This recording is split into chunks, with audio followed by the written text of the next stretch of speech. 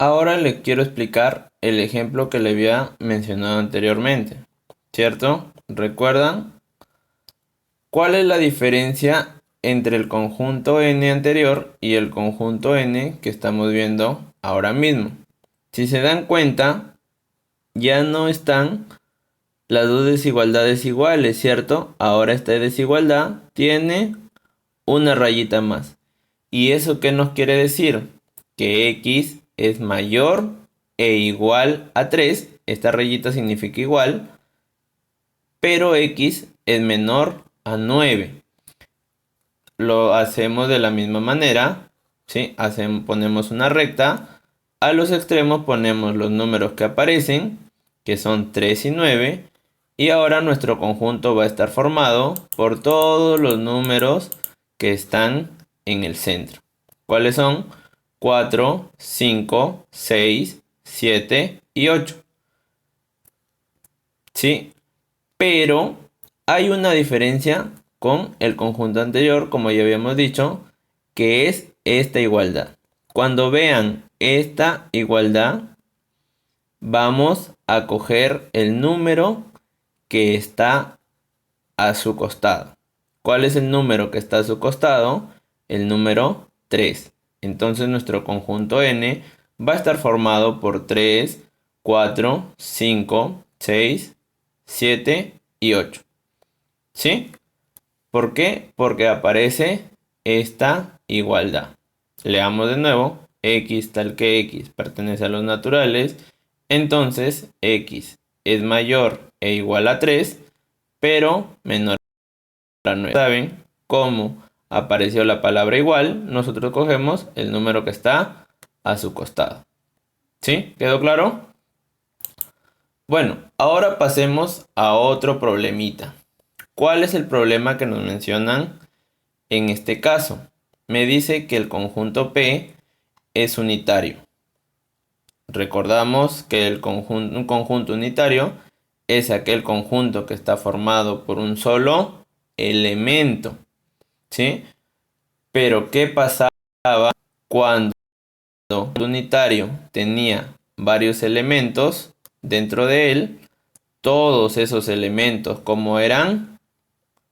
Eran iguales, ¿cierto? Entonces nosotros vamos a tener que igualar sus elementos para poder encontrar lo que nos está pidiendo. Veamos primero. Siempre vamos a buscar un número que aparezca en ese conjunto. En la mayoría de casos va a aparecer un número porque ese va a ser el dato primordial de nuestro problema. Buscamos. El primero, hay un número pero está elevado a un a. O sea, por el momento no nos sirve. El segundo elemento, también vemos un número, pero está sumado con una letra, que es b. Por el momento no nos sirve. Seguimos avanzando y encontramos el número 16. Este número sí nos va a servir y nos va a servir de mucho. ¿Por qué? Porque nosotros ya habíamos dicho que todos los elementos, como deben ser, iguales. ¿Pero por qué? Porque es una de las condiciones que tiene el conjunto unitario cuando hay más de un elemento. Entonces igualamos 2 elevado a la a. ¿A qué va a ser igual? A 16, ¿cierto? Entonces 2 a la a es igual a 16. Seguimos operando y nosotros ¿qué tenemos? Que 16 es igual a 2 a la 4, ¿cierto? 2 elevado a la 4 es igual a 16. ¿Sí? ¿Y eso qué nos quiere decir? Si la parte de abajo es igual, los exponentes, ¿cómo son? También son iguales, ¿cierto? Entonces, este 2, ¿cuál es el exponente del primer 2 que aparece ahí? Es a. ¿Cuál es el exponente del 2 que aparece al lado derecho de la igualdad? 4. Entonces, ese a y ese 4, ¿cómo deben ser? Iguales. Seguimos y ahora vamos a igualar el segundo miembro que es 5 más b. lo tenemos que igualar a 16. 5 más b es igual a 16. Entonces esto se transforma en una ecuación, que ya sabemos que los números deben ir todos al mismo sitio, ¿cierto? Cuando un número no tenía ningún símbolo delante, nosotros íbamos a asumir que había el signo más. Entonces, si está sumando, ¿cómo debe pasar? Debe pasar a restar, ¿sí?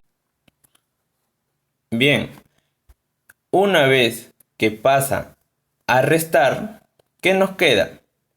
B va a ser igual a 16 menos 5, ¿cierto? Y 16 menos 5 es igual a 11. Ya, ahora nos fijamos, ya igualamos el primer término con el 16. Ya igualamos el segundo término con el 16. ¿Qué término nos falta igualar? El 17 menos c. ¿Con qué número lo vamos a igualar? Lo vamos a igualar con el número 16. ¿Por qué?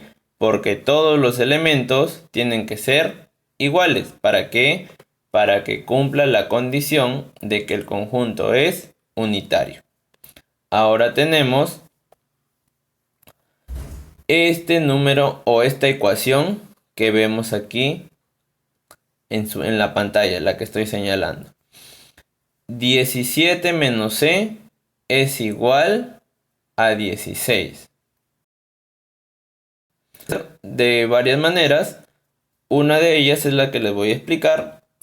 ¿Qué número debo restarle al 17 para que se convierta en 16? Es 1, ¿cierto? Entonces, el c, ¿qué número debe valer? Debe valer 1. Otra manera es como la que está aquí mostrada, que es resolviendo la ecuación. Todos los números deben ir a un mismo lugar, ¿cierto? Y habíamos dicho que cuando los números no tienen ningún símbolo delante, tenía el símbolo o el signo más. Si está sumando, ¿cómo pasa al otro lado? Restando, ¿sí?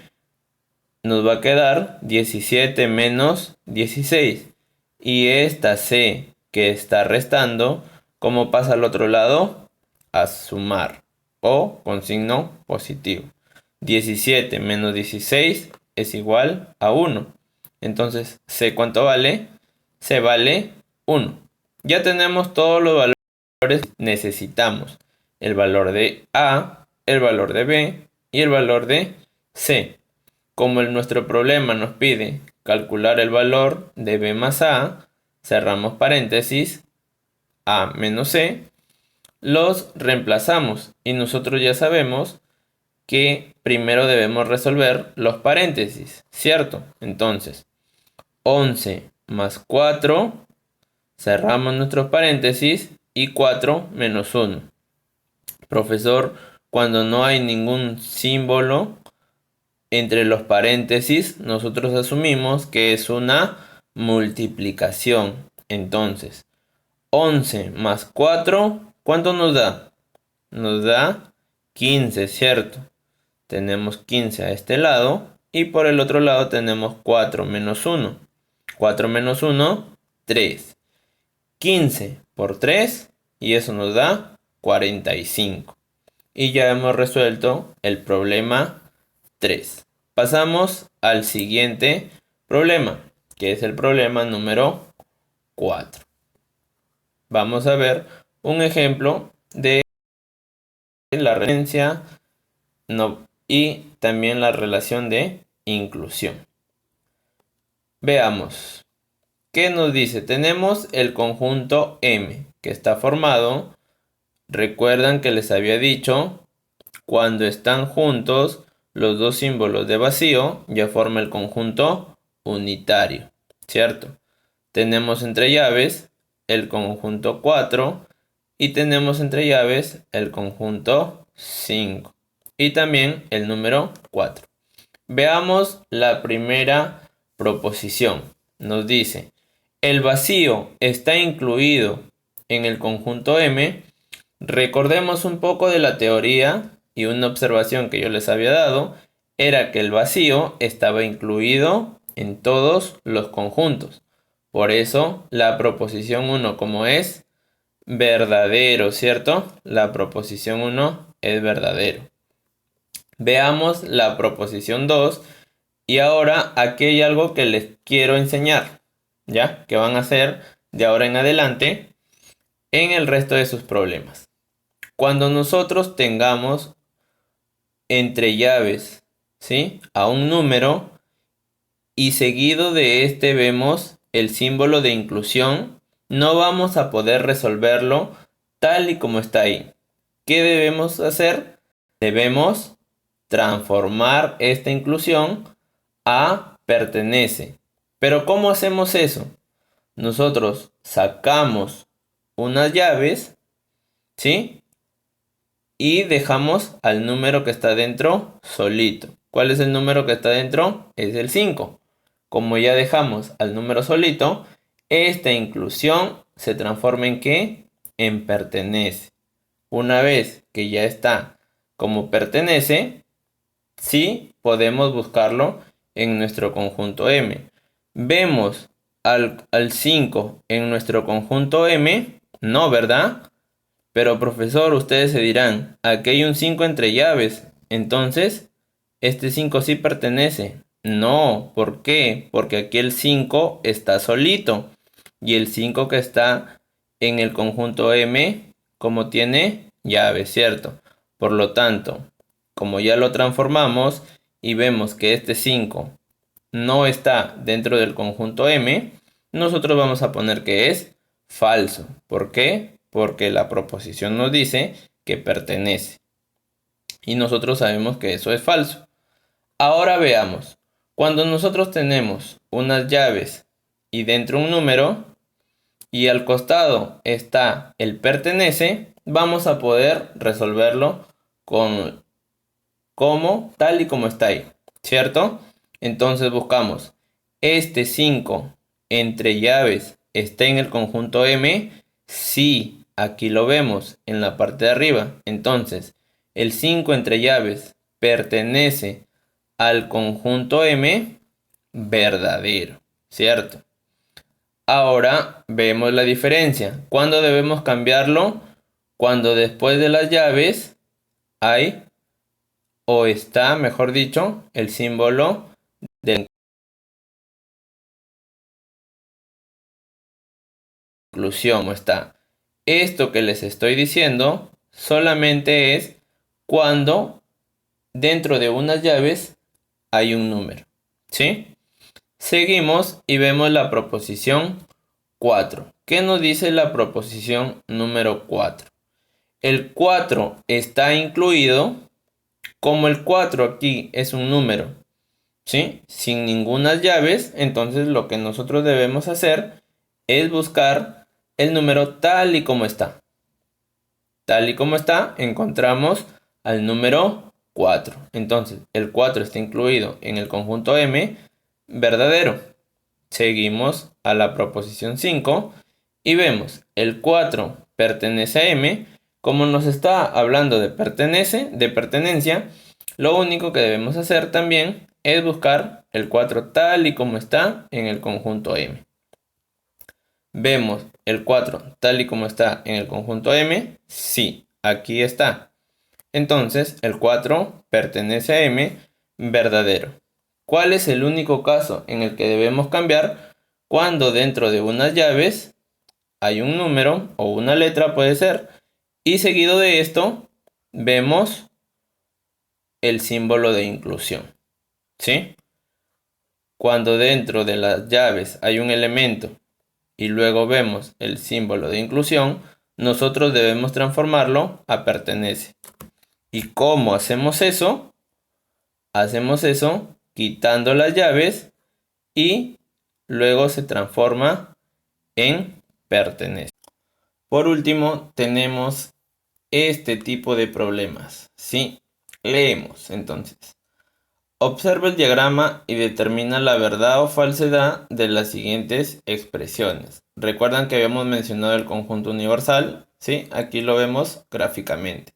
Tenemos todos los conjuntos en la parte de adentro y el conjunto universal es este cuadradito que significa que es el conjunto más grande o que todos los conjuntos están incluidos en él, ¿sí? El conjunto universal siempre va a ser el conjunto más grande.